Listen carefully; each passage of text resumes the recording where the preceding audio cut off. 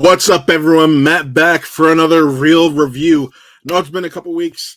Movies have been a little bit slow over this way, but I am back for one of the most anticipated blockbusters of the year. It's the 10th film in this franchise and the end to a closing duology, trilogy. We don't know yet, but we'll talk about that tiny bit. So without further ado, let's start talking about Fast X. All right, well, this film is exactly what you would expect it to be. It is the quintessential Fast and Furious film. If you can't tell, I love this franchise unabashedly. My first Fast and Furious film is Fast 5. I was lucky enough to start on a high note because myself and a slew of others consider that film to be the best film in the Fast and Furious franchise. 4, 5, 6, and 7, for the most part, was the point in the series where these films really took themselves seriously as an action franchise and evolved. Well, partway through 7, 8, 9, and now 10, these films just know what they are. They know that they got to make things a little bit more fun. Some may think they've overstayed their welcome and they're just going to have fun along the way doing it because who's going to turn down a fat paycheck for something that's almost guaranteed to make $1 billion, because that's what this franchise is. It just prints money. So we're here. We're at Fast X or Fast 10, whichever you want to call it. And I'll be honest, it's not a great film. It's messy. It is really messy, all over the place, but it's dumb fun. It's fun because Jason Momoa is able to somehow bring this over-the-top villain that is part Heath Ledger Joker, part Jack Nicholson Joker in one performance. And at times it's funny and at times it's downright scary. And he's realistically the star, the best part of this film. And I was just laughing, had a big old smile on my face, has some of the best one-liner deliveries, and just really, his villain, you can see why they're closing out this series with his character's arc. Then you get a little bit more into, let's dive into this story.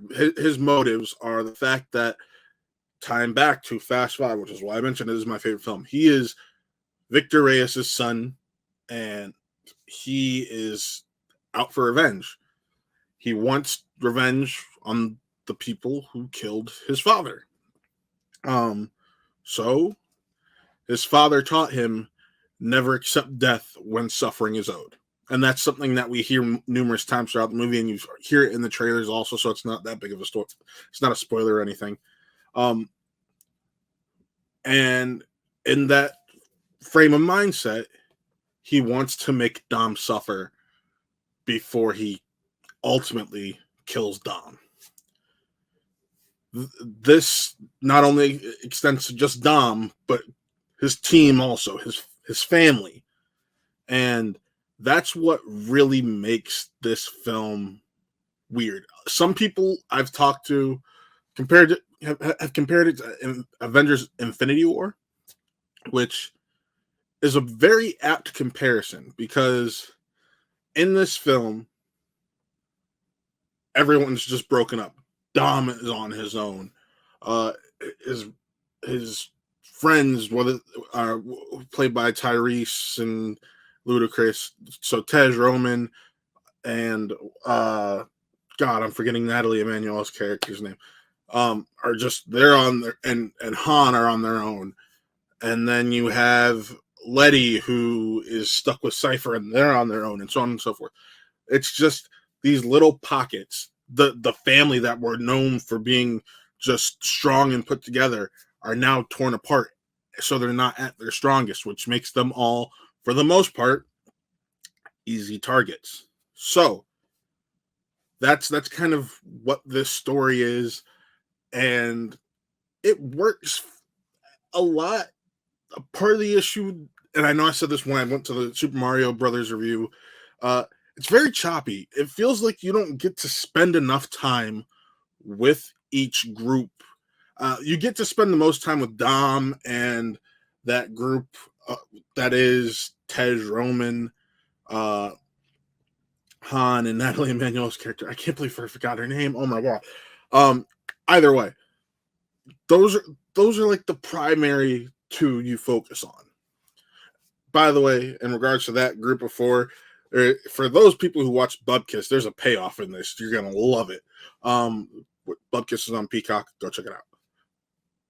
But it was just really weird and interesting, and at times jarring. But when you realize that this is building to the finale, you just kind of rock with it and ride with it and let it work. So I did like it.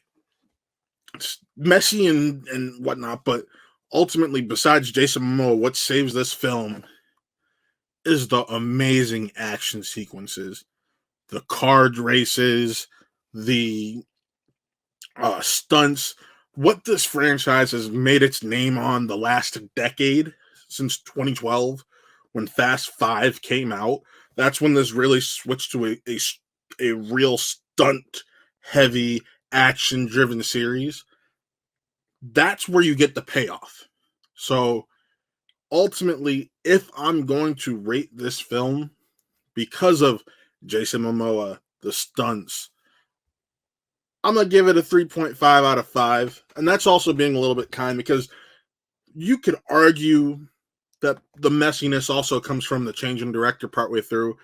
And let's be honest, it's never easy for a production to just lose its leader partway through or early on. Lucky enough, they were early on in the production, early enough on where they were able to find someone and salvage it. But they've been on record. They rewrote the entire third act, all this other stuff. So Louis Leterrier, for what he had to do, does a very commendable job. But it's still not the best in the series. By no means is it the worst, though. By no means at all is it the worst. That is still Too Fast, Too Furious. Sorry. But I'm gonna see this movie again. I did vibe with it. Jason Momoa is just one of the biggest reasons to see it, and I think you guys should see it too. So Fast X, Fast 10, whatever you want to call it, check it out. But I want to know, if you've seen it, what do you think? Let me know in the comments.